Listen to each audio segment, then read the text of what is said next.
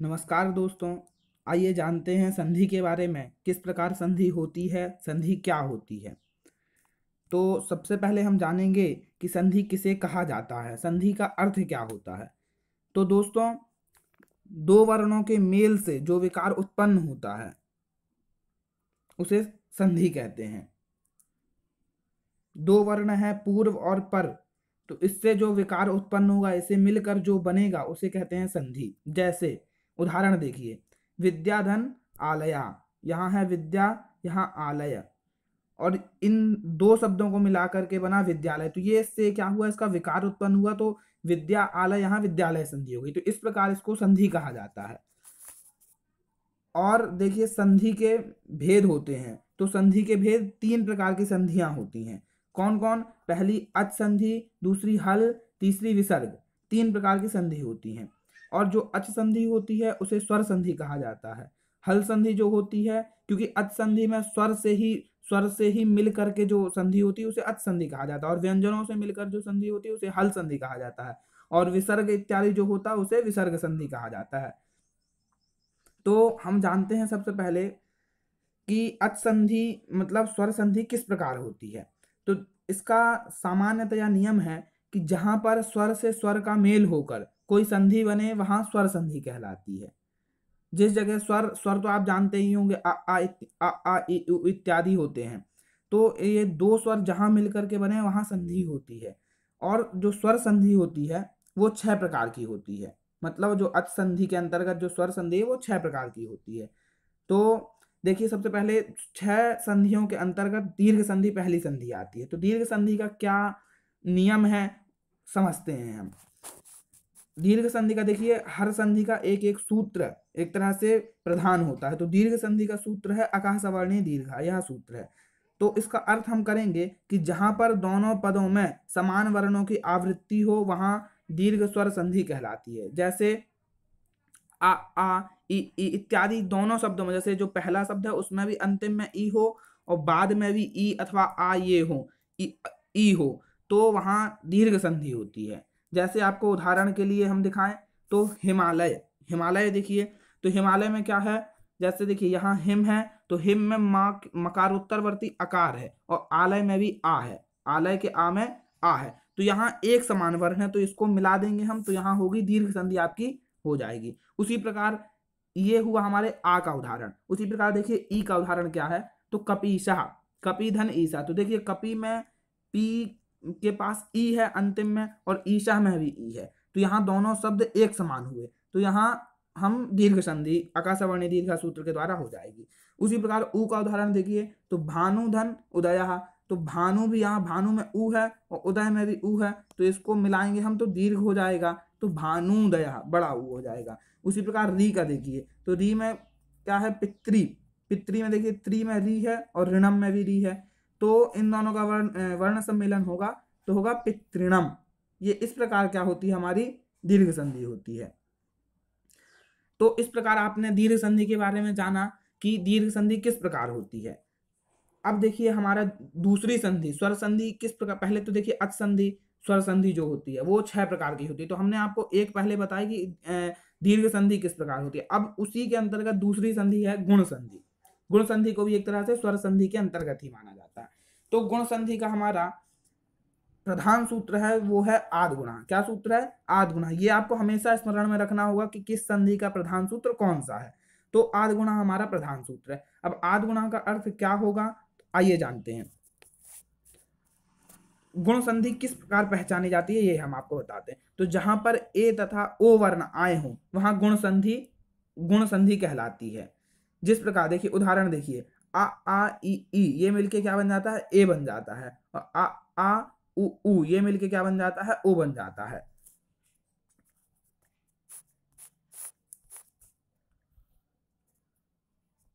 और आ री से अर बनता है, आ ली से अल बनता है। ये इस प्रकार जानना चाहिए। तो इसका हम देखिए उदाहरण जानते हैं। जैसे देखिए क्या बताया उन्होंने कि नर और इंद्र। तो नर और इंद्र है, नरोत्तरवर्ती क्या है, आ है, और इंद्र में भी ई है, तो यहाँ क्या हो जाएगा, गुण होगा। तो आ और ई में गुण क्या होगा, ए होगा। तो ए होगा तो हमारा ये नरेंद्र सिद्ध हो जाएगा, बन जाएगा। उसी प्रकार देखिए यहाँ क्या है, गण, गणधन, गण में भी डकार उत्तरवर्ती आकार और ईसा ई है, तो इससे क्या हो जाएगा, ए हो जाएगा, तो गणेशः। इसी प्रकार दोस्तों दूसरे शब्दों को जानते थे, ये हमारे आकार का उदाहरण था। उसी प्रकार अब हम जानते हैं ओ कैसे होता है।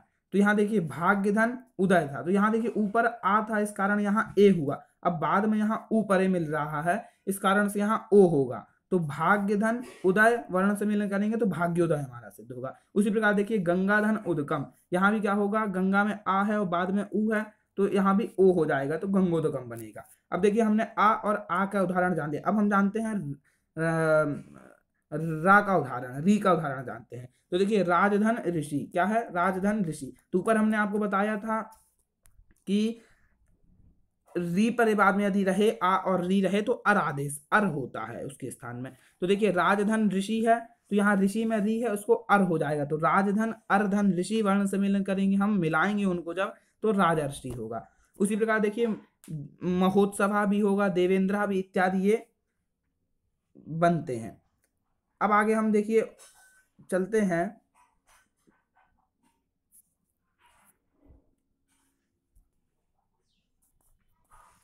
तो दोस्तों हमने जाना गुण संधि के बारे में कि गुण संधि किस प्रकार होती है।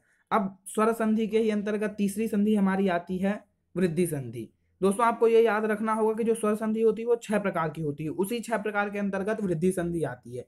तो हमने आपको बताया था कि हर संधि का एक सूत्र प्रधान सूत्र होता है, तो उसी प्रकार देखिए इस वृद्धि संधि का प्रधान सूत्र हमारा वृद्धि रेची। क्या सूत्र है, वृद्धि रेची।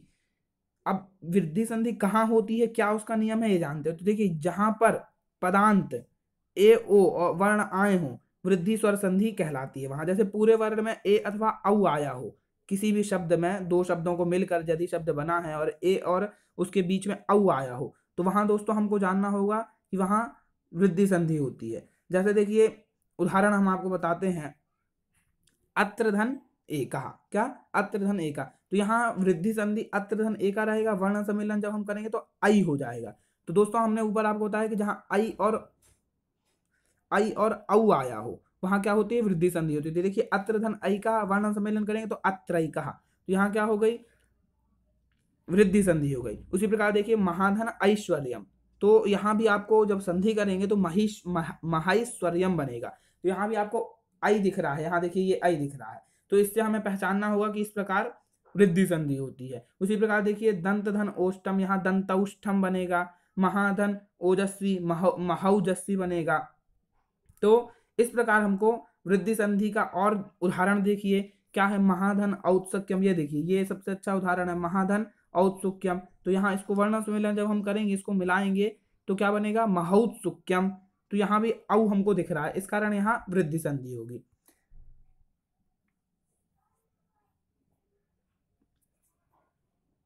अब देखिए और दूसरा, तो दोस्तों अब हमारी स्वर संधि के अंतर्गत चौथी संधि आती है यण संधि।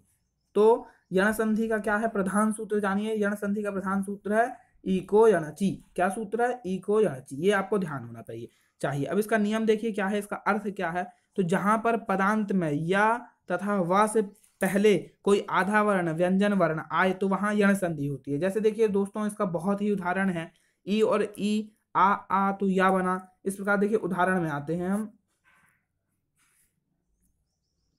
देखिए जैसे अतिधन आचारा, यहाँ क्या है, अति में ती में ई है और आचारा में आपरे है, तो इस कारण इसको वर्ण सम्मेलन करेंगे तो क्या होगा, अत्याचार। यहाँ या आपको दिख रहा है अत्याचार, तो ये या आ गया बीच में, इस कारण यहाँ क्या होगी, यण संधि होगी। उसी प्रकार देखिए मधुधन अरि, क्या है, मधुधन अरि। तो मधु में आपको ऊ दिख रहा है और अरि में क्या है, आ है, तो यहाँ क्या हो जाएगा, वाह हो जाएगा, तो मध्वरी। तो ऊपर हमने आपको बताया था कि यदि या और वाह बीच में यदि दिखे आधे, ये बात आपको ध्यान रखनी होगी कि आधे, पूर्ण नहीं, आधे। उसी प्रकार रील भी दिखना चाहिए अनेक उदाहरणों में, तो यह संधि होती है। उसी प्रकार देखिए हम आपको किसका उदाहरण दिखाते हैं, री का उदाहरण दिखाते हैं। तो देखिए लृधन आकृति, क्या है, लृधन आकृति। यहाँ देखिए क्या हो गया, इसको लरा हो गया ना, तो लाकृति बना। उसी प्रकार देखिए निधन ऊन, क्या है, नी में ई है, ऊन में ऊ है, तो इसको इसके स्थान में क्या हो जाएगा, या हो जाएगा, तो न्यून हो जाएगा। इसी प्रकार आगे आइए, देखिए धात्री धन ए, धात्री में री परे है, बाद में अच परे है, तो क्या होगा, उसको रे हो जाएगा, तो धात्रे ये क्या हो जाएगा आपका बन जाएगा। तो इस प्रकार दोस्तों हम 4 संधि के बारे में जान चुके। अब हमारी 5वीं संधि आती है अयादि संधि। तो अयादि संधि का हमारा सूत्र क्या होगा, जो नियम है एक तरह से, वो होगा एचो यवा यावा। क्या है सूत्र दोस्तों, एचो यवा यावा। तो इसका हम एक तरह से नियम यदि जाने कि क्या इसके नियम होता है, तो इसका नियम यह है कि जहां पर या तथा वा आए वहां अयादि स्वर संधि होती है। जैसे देखिए उदाहरण में आते हैं क्या कि नेधन अयनम, क्या है दोस्तों, नेधन अयनम, तो यहाँ इसको क्या हो जाएगा, अय आदेश हो जाएगा, तो ने अय अनम और वर्ण सम्मेलन करेंगे तो नयनम बनेगा। उसी प्रकार देखिए से अनम, तो यहाँ भी आपको जब संधि होगी तो या हो जाएगा शयनम। उसी प्रकार देखिए पा भी है, पा का उदाहरण क्या है, तो देखिए पौधन, यहाँ देखिए पौधन अकहा, क्या है पौधन अकहा, तो यहाँ इसको जब आव आदेश होगा तो पावधन अकहा ये हो जाएगा। तो यहाँ भी आपको वा दिख रहा है और या दिख रहा है, तो ये आपको देखना होगा कि पा और या कहाँ दिख रहा है। और उसी प्रकार देखिए उदाहरण देखिए गुरवे, जो कहते हैं हम गुरु ब्रह्मा इत्यादि श्लोक में तस्मै श्री गुरवे नमः, तो उसी का देखिए यहाँ ये उदाहरण है क्या, गुरुधन ए, वर्ण सम्मेलन इसको क्या हो जाएगा, अव आदेश हो जाएगा, तो गुर अव ए गुरवे बन जाएगा। इसी प्रकार देखिए विनय धन अकहा, यहाँ क्या हो जाएगा, आय आय आदेश हो जाएगा, तो विनायकहा हो जाएगा। उसी प्रकार देखिए भेदन अति, तो क्या हो जाएगा, भे को देखिए भेदन अति है, तो इसको भे को क्या हो जाएगा, अव आदेश हो जाएगा, तो भवती बनेगा। इस प्रकार दोस्तों हम यह अयादि संधि के बारे में जानते हैं। अब देखिए हमारी स्वर संधि के अंतर्गत पूरा 6वीं संधि आती है। तो दोस्तों यह सबसे सरल संधि है, इसको पहचानने का बहुत ही सरल तरीका है। वो क्या है सरल तरीका, कि जहां ही आपको ये अवग्रह दिखे, ऐस रूपी जो ये है, ये अवग्रह दिखे, वहां आप निश्चित समझ लीजिए कि वहां पूर्व एंगा पदांता दति सूत्र के द्वारा, किस सूत्र के द्वारा, एंगा पदांता दति, इस सूत्र के द्वारा पूर्व रूप संधि हो जाती है। ये एकदम समझ लीजिए दोस्तों निश्चित ही है कि जहां भी आपको अवग्रह रूपी जो ऐस रूपी अवग्रह दिखे वहां पूर्व रूप संधि कहलाती है। और इस अवग्रह को क्या मतलब एक तरह से क्या माना जाता है, तो इसका अर्थ आ माना जाता है, इसी को आ कहते हैं। जैसे देखिए उदाहरण में आते हैं, हरे धन, देखिए हरे धन अत्र, तो यहाँ क्या बीच में देखिए इसका जब संधि होगी तो इसको खंडाकार हो जाएगा, इसको अवग्रह हो जाएगा। तो यहाँ इस उसी प्रकार देखिए हरे धन अब, तो यहाँ भी क्या हो जाएगा, बीच में अवग्रह हो जाएगा। तो जहां भी दोस्तों यहाँ आपको ध्यान रखना है कि जहां भी बीच में अवग्रह आए वहां पूर्व रूप संधि होती है। तो दोस्तों और दूसरा ये भी बात जानना है कि प्रस्तुत संधि में अवग्रह चिन्ह जो ए और औ के बाद ही आएगा, ये भी आपको हमेशा ध्यान ही रखना है कि जो ये अवग्रह चिन्ह है या तो उसके बाद या तो ए होगा अथवा ओ होगा, तभी वहां यह संधि हो पाएगी। तो दोस्तों इस प्रकार हमने जाना कि स्वर संधि की जो 6 स्वर संधि के अंतर्गत जो 6 संधि होती हैं उसके बारे में हमने जाना।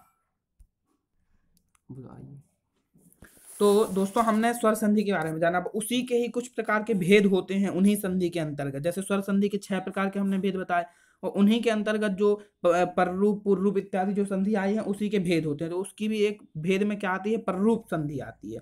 तो दोस्तों जानते हैं कि पररूप संधि का क्या लक्षण है अथवा क्या नियम है। तो देखिए पररूप संधि का मेन सूत्र जो है वह सूत्र है एंगी पररूपम। एंगी पररूपम क्या है, पररूप संधि का। दोस्तों आपको याद रखना है हमेशा कि किस संधि का कौन सा सूत्र है, कौन सा सूत्र कौन सी संधि करता है, ये आपको हमेशा याद रखना होगा। तो हम पररूप संधि के बारे में जानते हैं, क्या इसका नियम है। तो जहां पर उपसर्गों पर, दोस्तों उपसर्ग आपको जानना याद रखना होगा कि उपसर्ग जो होते हैं वे 22 होते हैं, परापरा इत्यादि जो होते हैं वे 22 होते हैं, ये आपको ध्यान रखना होगा। तो जहां पर उपसर्गों पर ए तथा औ वर्ण आए वहां पररूप स्वर संधि होती है। छोटी ए तथा छोटी औ पर ही मात्राएं होनी चाहिए, ये आपको नियम ध्यान रखना होगा। जैसे देखिए दोस्तों प्रेषयति क्या है, प्रेधन प्राधन एषयति, तो यहाँ क्या होगा, ये जो प्रा है ये क्या है, उपसर्ग के अंतर्गत आता है। दोस्तों आप तो जानते हैं प्रा प्रा इत्यादि ये उपसर्ग होते हैं, तो प्रा जो आता है वो उपसर्ग के अंतर्गत आता है। और ऊपर नियम में कहा भी गया है कि उपसर्ग के बाद ए तथा ओ हो तो वहां पररूप संधि होती है। तो देखिए प्राधन एषयति, यहाँ इसको पररूप संधि करेंगे तो प्रेषयति बन जाएगा। उसी प्रकार देखिए उपोषति, उपोषति में क्या है, उप है ओषति है, तो उप क्या है दोस्तों, यह उपसर्ग है, उप जो है वो उपसर्ग है। तो उपधन ओषति रहेगा, यहाँ भी देखिए उपोषति, उपसर्ग के ऊपर आपको क्या दिख रहा है, ओ अथवा ए दिख रहा है, तो ओ दिख रहा है इस संधि में, उपोषति में। तो यहाँ दोस्तों पररूप संधि हो जाती है एंगी पररूपम सूत्र के द्वारा। अब देखिए दोस्तों इसी का कुछ अपवाद होता है, जैसे अपवाद मतलब कहते हैं कि कुछ दूसरा आदेश आके बदल जाता है संधि का नियम, वही चीज बता रहे हैं। तो देखिए अपवाद इसी को कहा जाता है कि जैसे कोई सूत्र कुछ नियम कर रहा है और उसी को काट के यदि दूसरी चीज लग जाती है, कोई वार्तिक आ जाता है, तो उसी को अपवाद कहा जाता है। जैसे कभी कभी उपसर्गों पर ए औ वर्ण भी आ जाते हैं, परंतु विच्छेद के समय छोटी ए ही हो करना पड़ता है, जैसे उपैधते। तो दोस्तों देखिए ऊपर आपने जाना था कि यदि पररूप संधि हो रही है तो वहां ओ अथवा आई आता है, तो उसी का अपवाद रूप में देखा जाए तो उपैधते, उपधन एधते। दोस्तों यहाँ उप जो है वो उपसर्ग के अंतर्गत है ही, तो और एधते है, तो यहाँ संधि करेंगे पररूप संधि तो उपैधते होगा। यहाँ क्या होगा दोस्तों, उपैधते होगा। तो यहाँ उपसर्ग के ऊपर आई आ गया, तब भी यहाँ क्या हुई, पररूप संधि हुई। तो ये हमारा एक तरह से अपवाद है। तो आप यहाँ ये ना जान ले कि यहाँ पररूप संधि है, यहाँ आपको वृद्धि संधि कहा जाएगी। उपधन एधते यहाँ क्या है, वृद्धि संधि होगी। और दूसरा दोस्तों वार्तिक, वार्तिक के बारे में जानते हैं, और ही नियम होते हैं वार्तिक के। तो उन वार्तिकों के अंतर्गत आता है सकंधवादिषु पररूपम वाच्यम। तो इसका अर्थ क्या है कि शकंधु, करकंधु, मनीषा, कुटला, कुलटा, मार्तंड, सीमंत आदि गुणों के पद को टी का भाग क्या होता है, पररूप आदेश होता है। जैसे देखिए शकधन अंधु, क्या शकधन अंधु, यहाँ क्या हो गया, इसको भाग का पररूप आदेश हुआ। पररूप एक तरह से मतलब मिलना, पररूप क्या कहते हैं, मिलना, पररूप हो जाना। तो शकधन अंधु यहाँ मिल गया, शकंधु बन गया। उसी प्रकार देखिए कर्कधन अंधु, तो यहाँ भी क्या हो गया, करकंधु बन गया। मनस धन ईशा, इसको भी सम्मेलन करेंगे, पररूप करेंगे तो मनीषा बन जाएगा। उसी प्रकार देखिए पतंजलि, पतधन अंजलि, यहाँ भी क्या करेंगे, पररूप करेंगे तो पतंजलि हो जाएगा। तो इस प्रकार दोस्तों हमने शकंधादिषु पररूपम वाच्यम के बारे में जाना। अब उसी प्रकार देखिए अभी यह स्वर संधि के ही भेद बताए जा रहे हैं, तो उसी के अंतर्गत आती है हमारी प्रकृति भाव संधि। क्या आती है दोस्तों, प्रकृति भाव संधि। तो प्रकृति भाव संधि का उदाहरण क्या है, सूत्र क्या है, सबसे पहले इदुदे द्विवचनम प्रगृह्यम, यह सूत्र इसका प्रधान सूत्र है। तो जहां इसका अर्थ देखिए, नियम जानते हैं, जहां संधि हो सकती हो परंतु संधि ना की जाए उसे प्रकृति भाव कहा जाता है। प्रगृह्य संधि वर्णों के बीच यदि कोई स्वर हो तो वह प्रकृति भाव होता है, और वह संधि नहीं होती है। जैसे दोस्तों देखिए जानते हैं कविधन इमऊ, क्या कविधन इमऊ, दोस्तों यहाँ संधि हो सकती थी। उसी प्रकार देखिए साधुधन आगच्छताम, यहाँ कौन सी संधि होगी दोस्तों, साधुधन आगच्छताम, यहाँ यण संधि हो सकती थी। साध्वागच्छताम इस प्रकार हो सकता था, लेकिन यहाँ कोई भी संधि नहीं हुई। तो जिस प्रकार जहां यदि किसी सूत्र के द्वारा संधि हो रही हो और वहां यदि नहीं हुई है संधि, तो वहां क्या होती है दोस्तों, प्रकृति भाव संधि कहा जाता है। और द्विवचन वाले शब्दों की प्रगृह्य संज्ञा होती है, ये भी आपको याद रखना होगा। तो दोस्तों यहाँ हमने जाना कि स्वर संधि के कितने भेद होते हैं और उन भेदों के बारे में जाना।